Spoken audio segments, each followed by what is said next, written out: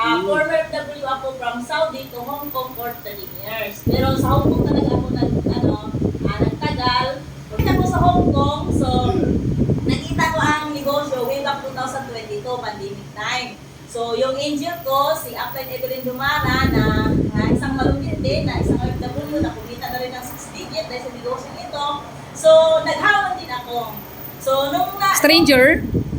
Stranger? Parang makakilala din kami kasi ano kami, pero hindi kami close. Kumbaga ano lang, kasama ko sa simbahan sa St. Joseph's ko.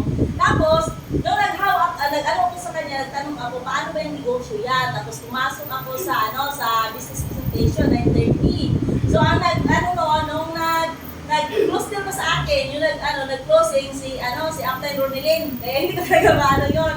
So, parang isang piit talaga ako. Kasi kung may pera talaga ako, kinabukasan ko, sabi ko, bukas ako mag-avail pag-market ako. Kasi nga, 13 years akong FW, wala akong ipot, 3 bisis na ako gumawa ng bank account. Tapos, wala talagang laman.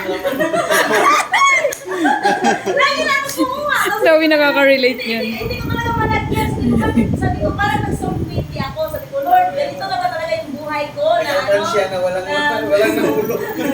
Relate man din ako dyan. Ganito na ba yung buhay ko na lagi na ako yung bustos anidoro, map, o diba, magluluto, magmamarket, yung buhay OFW ba? Hindi talaga madali ang OFW. So akala ng iba, yung pamilya ko, madali lang ang OFW, pero no, hindi. Kasi nga, kung may sakit ka, talagang magtatrabaho ka, saka hindi ka pwede magpahinga, ganun siya pag OFW ka. So nung na siya, yung pagpasok ko talaga, training ka talaga, lagi ka mag-training. Kasi ako, never talaga ako nawala. Simula nung nag-appeal ako, may link na lagi na mag-attend na ng training.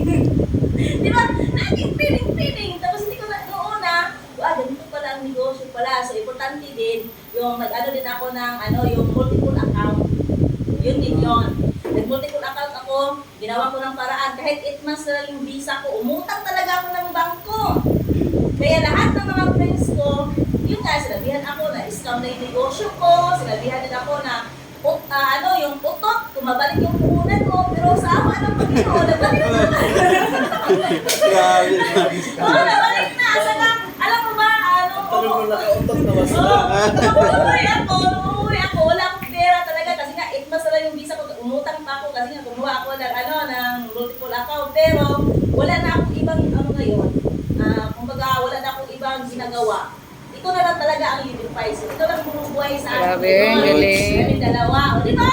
Kaya nga, yung nagsabi sa akin na scam yan, babalik na siya mag-abroad siya ulit sa Hong Kong. Yun lang.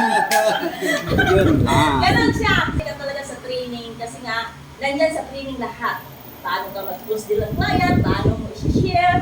Kumbaga, basta mo lang is upline ka lang talaga, yung nandyan yung GLLA mo, yung Great Listening and Learn Attitude.